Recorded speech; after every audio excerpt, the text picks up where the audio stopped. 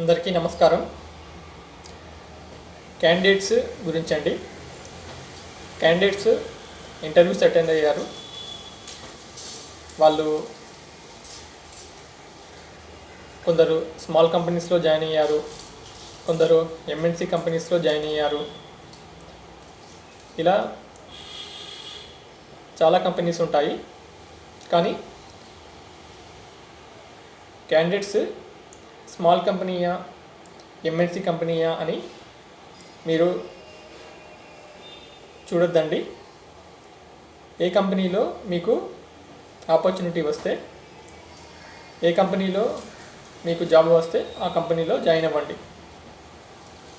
కంపెనీలో జాయిన్ అవ్వడము ఇంపార్టెంట్ అండి. అది స్మాల్ కంపెనీస్ అయినా, బిగ్ కంపెనీస్ అయినా, ఏ కంపెనీస్ అయినా సరే. ఇంకా ప్రజెంట్ స్టార్టప్ కంపెనీస్ చాలా వస్తున్నాయి.